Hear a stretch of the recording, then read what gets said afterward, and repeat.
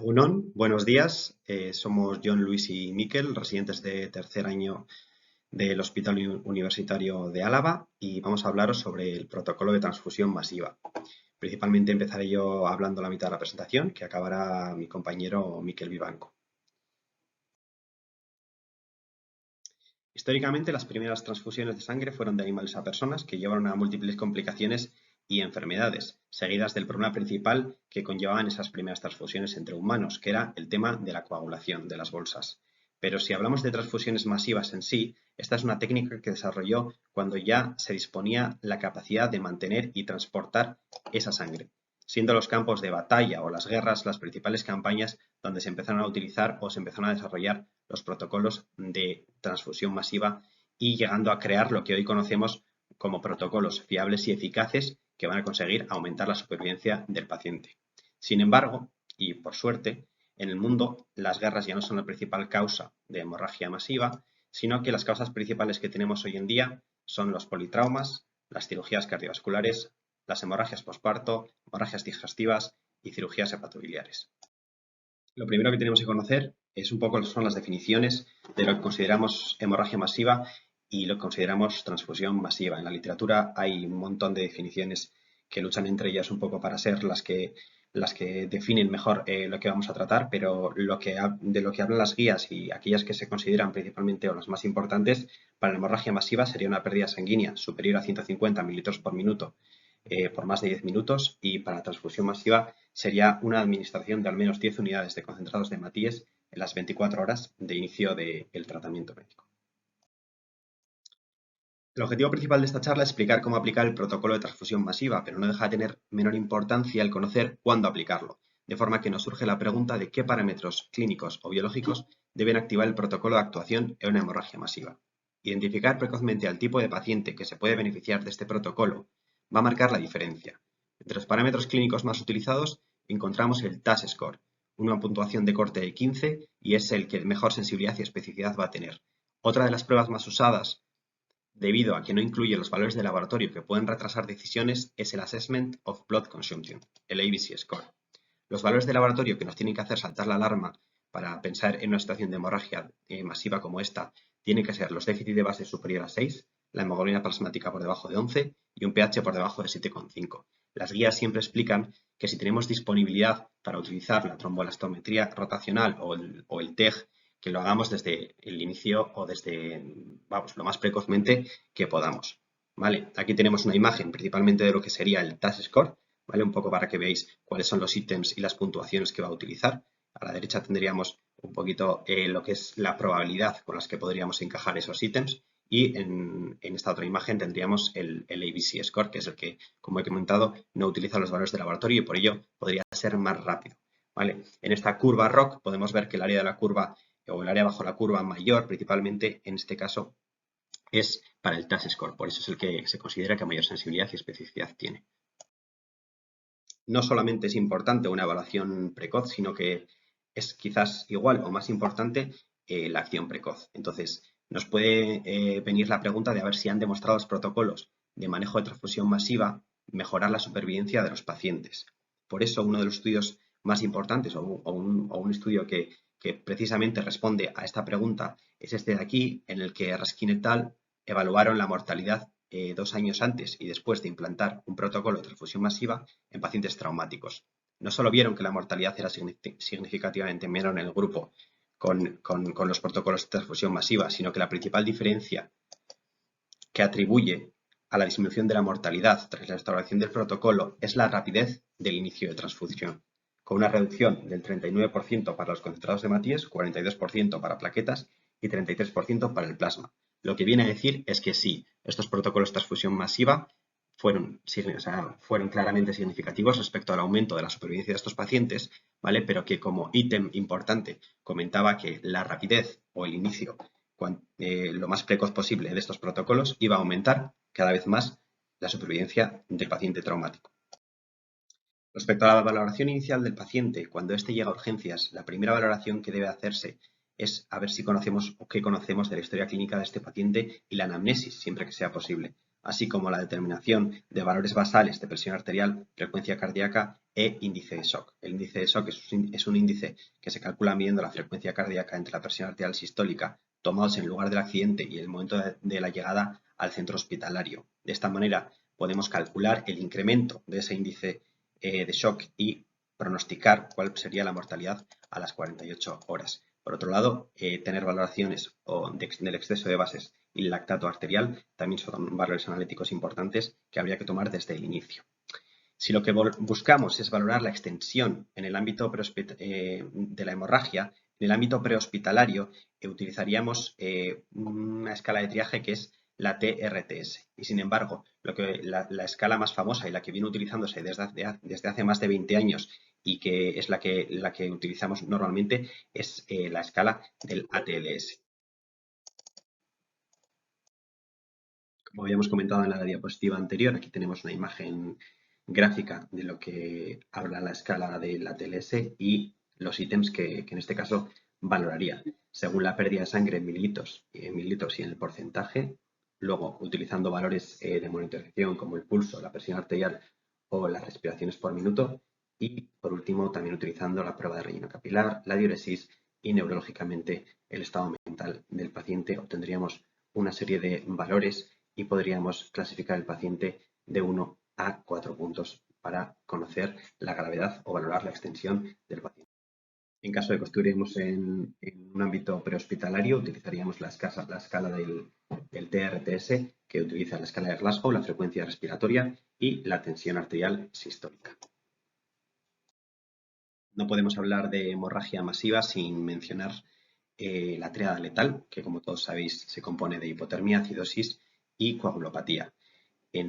Precisamente el caso que nosotros tenemos que evitar es que estas tres se encuentren en un mismo escenario juntas y sabemos además ahora que la hipoxia y la hiperglucemia corresponderían a la formación de la pentada letal en este caso, que también deberíamos de evitar y vigilar siempre. Lo que vamos a comentar principalmente ahora es para nosotros una de las más importantes, que es la hipotermia, y una de las que más se nos suele olvidar normalmente en estos casos. Como hemos comentado, el manejo de la hipotermia es uno de los retos principales a los que nos vamos a enfrentar. ¿Vale? La hipotermia sería una temperatura central por debajo de 35 grados y lleva varias complicaciones que al fin y al cabo lo que van a asociar es un mayor sangrado y mayor mortalidad. No hay evidencia suficiente para recomendar un sistema concreto de calentamiento, pero lo que las guías sí que dicen es que hay que utilizar calentadores para todos los fluidos que se administren en una transfusión masiva y que habría que considerar también ese recalentamiento en situaciones de hipotermia severa y en alto riesgo de parada. Sabemos que por cada grado en descenso de temperatura hay una reducción del 10% de factores de coagulación y descenso del 15% de productos de tromboxano. Al fin y al cabo, todo esto va a llevar a cabo a mayor sangrado.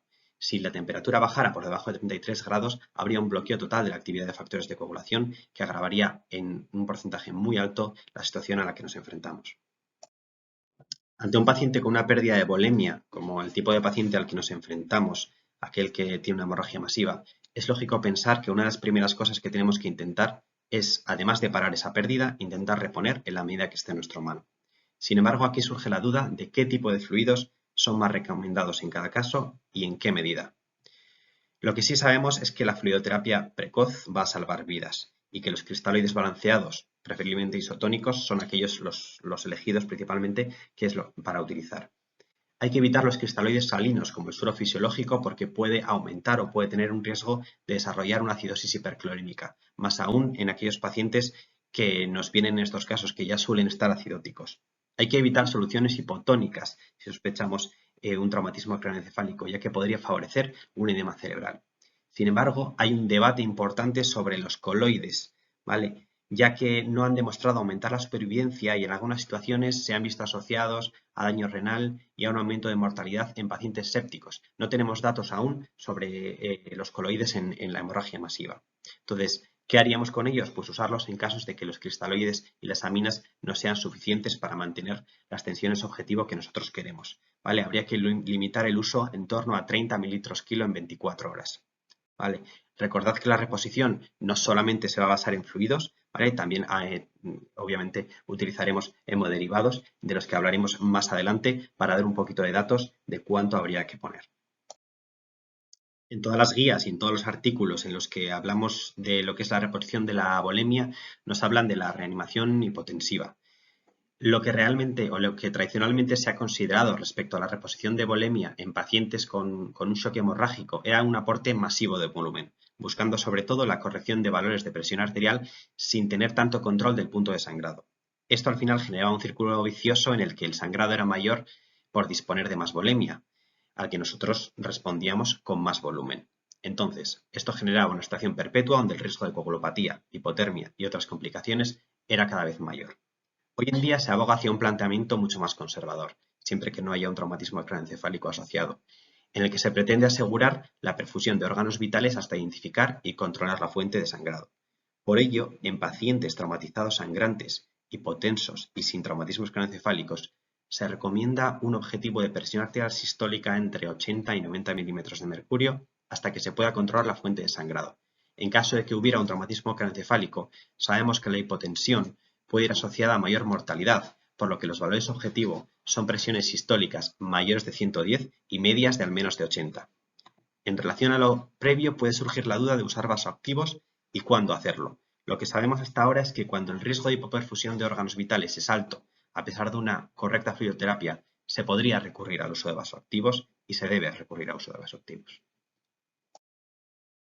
La expansión de volumen es una de las primeras medidas a tomar en la hemorragia masiva, pero como hemos comentado previamente, el exceso de volumen puede acarrear efectos deleterios, por lo que la monitorización de ese volumen que estamos metiendo puede ser crucial.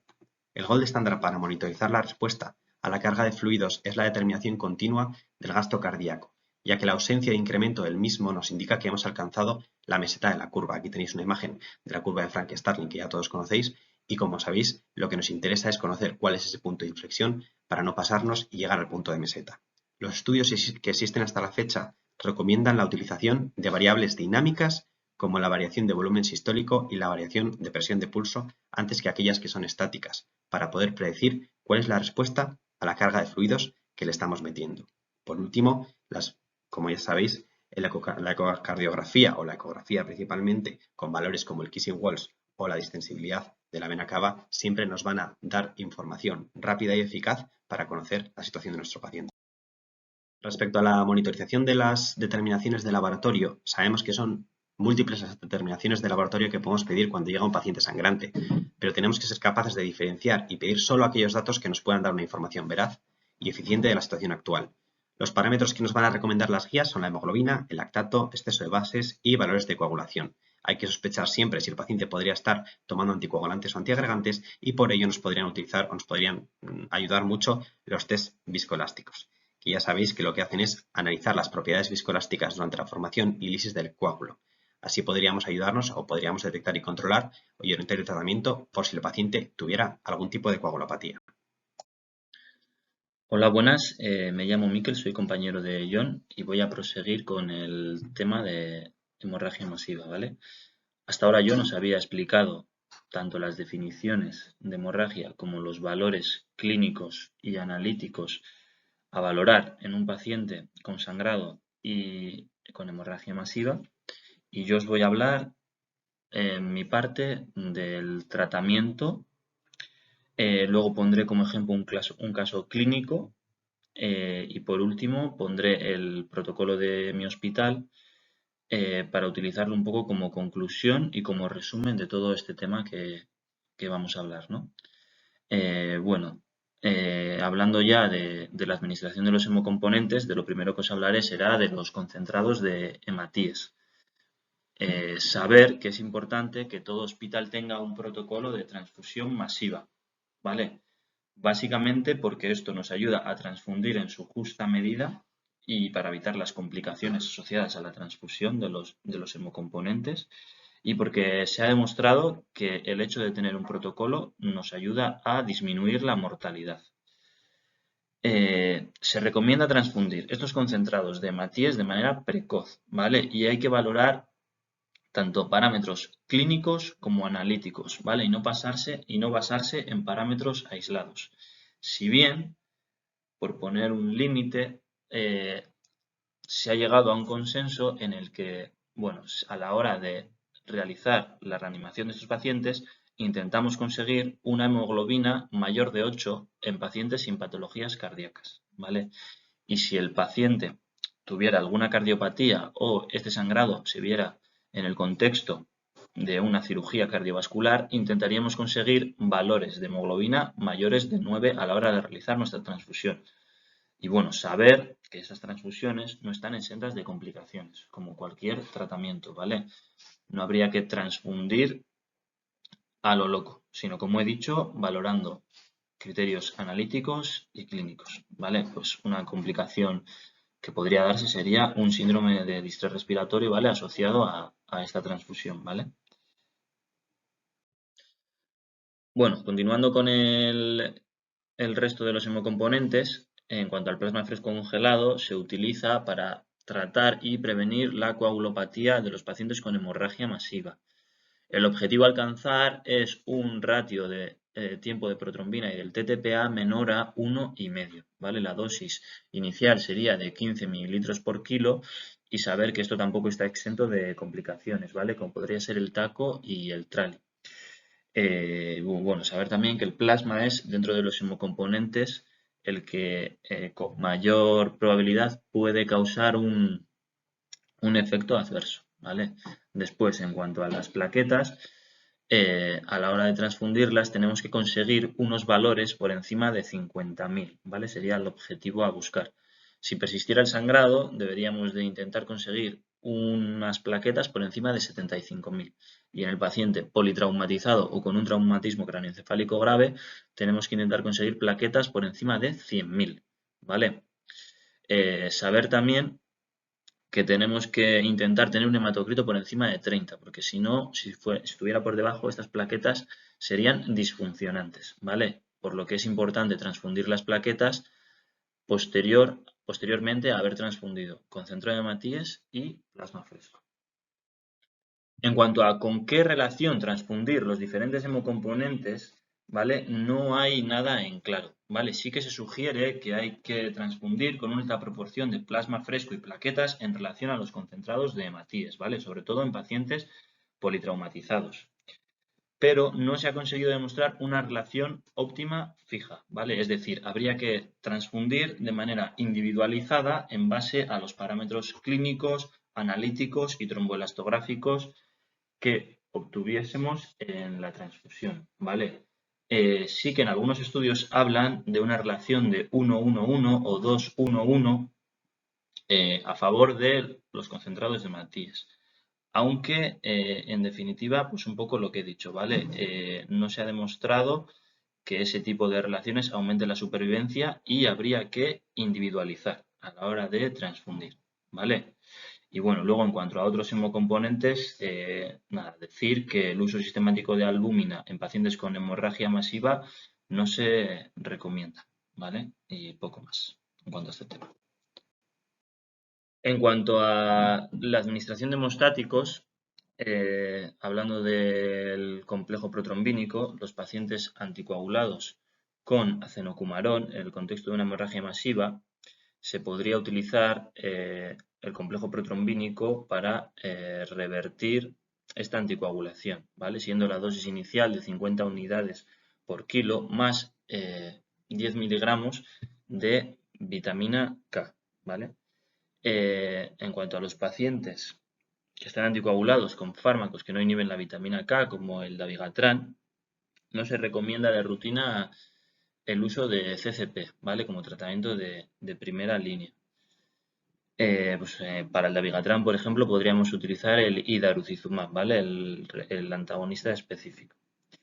Y bueno, saber también que estos complejos protombínicos tienen complicaciones, ¿vale? Principalmente un riesgo elevado de trombosis, ¿vale? Entonces, en estos pacientes habría que disminuir la dosis del complejo protrombínico a la mitad, ¿vale? Entre unos 20-25 unidades por kilo. En cuanto al fibrinógeno, saber que es el factor de la coagulación cuya concentración disminuye más precozmente tras una hemorragia grave, ¿vale? Si su valor fuera inferior a 1,5-2 gramos por litro, el riesgo de hemorragia aumenta, ya que este coágulo no alcanza la firmeza suficiente, ¿vale? ¿Y qué dosis de fibrinógeno tenemos que utilizar? Pues si tuviéramos la capacidad en nuestro hospital de utilizar tromboelastografía, podríamos calcular la dosis justa y necesaria, ¿vale? Pero de no poder calcularse esta dosis, pues habría que dar al paciente entre 25 y 50 miligramos por kilo, ¿vale? Para alcanzar el umbral necesario que veríamos después en una analítica. Bueno, ya para acabar con la parte del tratamiento, 4 pinceladas en cuanto al resto de hemostáticos, ¿vale? En cuanto al ácido tranexámico, pues se recomienda una administración precoz, ¿vale? En las primeras 3 horas de tratamiento. Y la dosis inicial sería de 1 gramo a pasar en 10 minutos, ¿vale? Y luego 1 gramo a pasar a las 8 horas, ¿vale? Básicamente se ha visto que es más eficaz en la hemorragia masiva secundaria a trauma. En cuanto al factor 7 activado, bueno, no es de uso rutinario, ¿vale? Básicamente habría que utilizarlo en pacientes con hemofilia, con déficit congénitos del factor 7 o con la trombastenia de Glassman, ¿vale? Después, en cuanto a la desmopresina, básicamente se recomienda en pacientes sangrantes con enfermedad de von Willebrand, ¿vale? No de manera rutinaria tampoco. Y luego, en cuanto al calcio, se recomienda monitorizar los niveles plasmáticos de calcio durante la transfusión y administrar calcio si se detecta un calcio menor a 0,9, ¿vale? Bueno, una vez terminado con la parte más teórica, bueno, vamos a comentar un caso clínico, ¿vale? Que es totalmente inventado, básicamente para intentar explicar todo lo que hemos dicho hasta ahora de una manera un poco más práctica, ¿vale?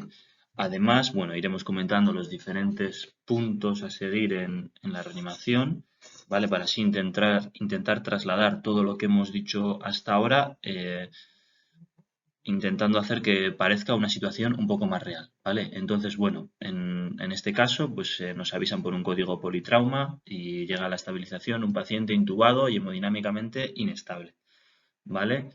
Pues un paciente joven, sin antecedentes de interés, que viene intubado por inestabilidad hemodinámica. Cuando llega, nos comentan que se le ha administrado 2 litros de cristaloides, ¿vale? Y que como persistía taquicárdico y hipotenso, pues hemos empezado con una perfusión continua de noradrenalina, ¿vale? Le canalizamos 2 vías de calibre grueso, perdón, y bueno, vemos que el paciente está con taquicardia, hipotenso, ¿vale? Y con esta perfusión de noradrenalina. Bueno, entonces, dado el estado hemodinámico del paciente, decidimos activar el protocolo de transfusión masiva ahí mismo en la estabilización, ¿vale? Y nos llegan 2 concentrados de hematíes de extrema urgencia. Realizamos una radiografía de tórax y de pelvis y no evidenciamos hemoneumotoras ni fracturas pélvicas. Entonces, realizamos un ecofast y vemos que hay líquido libre tanto en el receso hepático como en el esplénico. Entonces, bueno, decidimos trasladarnos a quirófano para realizarle una laparotomía, ¿vale? Donde vemos importante hemoperitoneo. Entonces, a medida que le vamos transfundiendo, nos llegan otros 3 concentrados de extrema urgencia, canalizamos un catéter de presión arterial invasiva y extraemos una analítica junto con un tubo para el róten, ¿vale? Y bueno, en la analítica observamos los valores que veis ahí. Y ahora iremos comentando un poco el manejo y las diferentes cosas que haríamos con estos datos que hemos obtenido. En cuanto a los objetivos a conseguir con este paciente, serían los siguientes. Lo primero sería realizar un reconocimiento precoz de la pérdida sanguínea, ¿vale? Que teniendo en cuenta los diferentes grados del shock hemorrágico del ATLS, nos encontraríamos en un grado 4, y esto, bueno, lo vemos tanto por los parámetros analíticos que hemos obtenido como por los parámetros hemodinámicos del paciente, ¿vale? Tendríamos que conseguir también un control precoz de la hemorragia y una cirugía de control de daños, ¿vale? Es decir, por lo que le llevamos al paciente a quirófano, ¿vale? Una vez que vemos y diagnosticamos el hemoperitoneo. Y luego, por último, tendríamos que conseguir restaurar el volumen circulante para asegurar una correcta perfusión tisular, que es por lo que activamos el protocolo de transfusión masiva y ahora veremos cómo iremos transfundiendo los diferentes componentes. Entonces, ¿qué medidas generales habría que adoptar con este paciente? Que son un poco las que hemos hecho hasta ahora, pero básicamente es para repasarlas. Pues realizar una correcta fluidoterapia comenzando la resucitación con cristaloides, ¿vale? Se podrían valorar coloides si tuviera inestabilidad hemodinámica, pero bueno, en principio siempre empezar con cristaloides, ¿vale? Canalizar una vía venosa central y una arteria para monitorizar de manera masiva la tensión y una FiO2 del 100% para garantizar una correcta oxigenación tisular, ¿vale? Y después ya, pues, cosas básicas como la normotermia, ¿vale? Y evitar la acidosis. Esto como manera general, que todo esto ya lo hemos hecho en nuestro caso.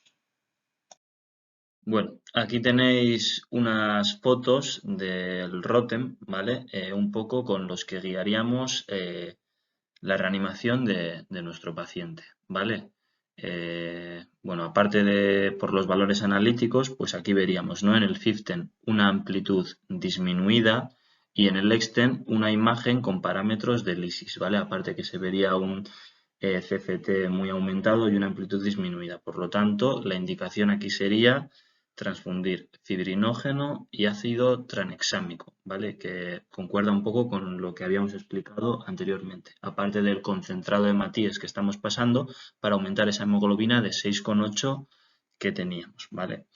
Al de media hora, mientras el cirujano sigue operando y nuestro paciente está estable con esa perfusión de noradrenalina, le repetimos el ROTEM y una vez transfundido el tranexámico y el fibrinógeno, vemos que la amplitud en el FIFTEN ha mejorado, si bien sigue un poco disminuida, y en el EXTEM el tiempo de coagulación está aumentado. O sea, sí, eso ha aumentado, a la vez que disminuida la amplitud. Por lo tanto, habría que repetir el fibrinógeno, comenzaríamos con la transfusión del plasma fresco congelado para corregir esa coagulación y además también daríamos un pool de plaquetas, ¿vale? Para aumentar esa amplitud en el EXTEM. Además que concuerda con los valores analíticos de plaquetas que teníamos de 70.000, que en los pacientes politraumatizados intentaríamos mantenerlos por encima de 100.000, ¿vale? Y luego ya al de casi una hora, después de transfundirle todas estas cosas, volvemos a repetir el ROTEM, ¿vale? Y nos encontramos con que la coagulación ya se habría corregido, ¿vale? Una vez que también el cirujano ha podido parar la hemorragia, ¿vale?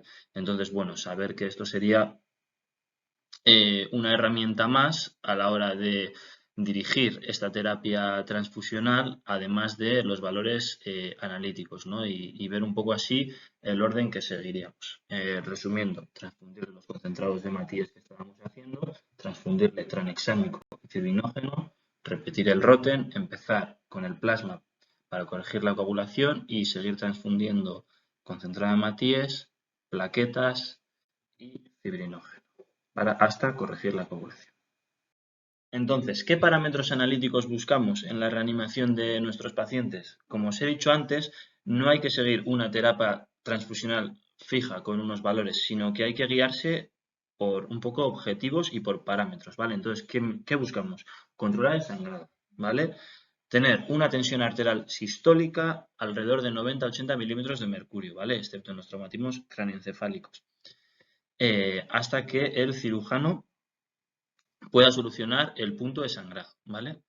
Buscar la normotermia, ¿vale? Que esto también lo hemos hecho. Evitar la acidosis y la coagulopatía, ¿vale? Y pudiendo monitorizar esto con tromboelastografía, como lo hemos hecho en nuestro caso. Intentar buscar una hemoglobina mayor de 8, ¿vale? Lo que os había dicho en cuanto al número de plaquetas, también intentar tener un fibrinógeno mayor a 2 gramos y un INR menor de 1,5, ¿vale? Esos son un poco los parámetros analíticos que tenemos que intentar conseguir cuando transfundimos a nuestros pacientes. Y lo que os he dicho antes, sin fijarse mucho en la cantidad de cosas que pasamos, sino más bien en los parámetros que obtenemos tanto con el tromboelastograma como con las analíticas, ¿vale? Entonces, una vez que hemos solucionado en nuestro caso el problema del paciente transfundiendo los diferentes componentes sanguíneos y viendo un poco en base a qué objetivos y a qué parámetros lo hemos hecho, ¿por qué es importante tener un protocolo de transfusión masiva? Un poco así como conclusiones, pues básicamente para mitigar la tríada letal, para optimizar la administración de hemocomponentes y hacerlo en base a unos parámetros y no de manera alocada para así evitar las complicaciones que puede suponer esta transfusión, para estandarizar los tratamientos, para prevenir errores en el manejo de estas medicaciones y también, lógicamente, por la seguridad y la supervivencia del paciente. Bueno, y ya por último y como conclusión, aquí os dejo el protocolo de nuestro hospital, ¿vale? Que tampoco lo voy a leer todo por encima, simplemente quiero que, bueno, pues lo veáis ahí, dejarlo aquí un poco para ver cómo realizaríamos el manejo general en una hemorragia masiva en el que tuviéramos que activar el protocolo de transfusión masiva, ¿vale? O sea, un poco lo queríamos poner aquí a modo de resumen y de manejo, ¿no? de toda la sesión.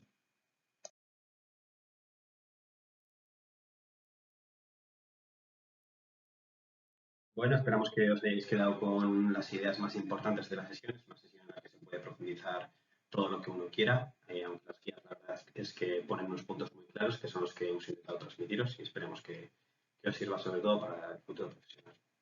Y nada, pues es un poco lo que os ha dicho John, y ahí os dejamos una foto nuestra con nuestro compañero Luis, que no ha podido estar hoy. Y nada, esa foto es nuestro primer día en el hospital, que lo recordamos con mucho cariño. Y nada, bueno, es lo que os ha dicho John, que espero que os haya servido para aprender o para repasar.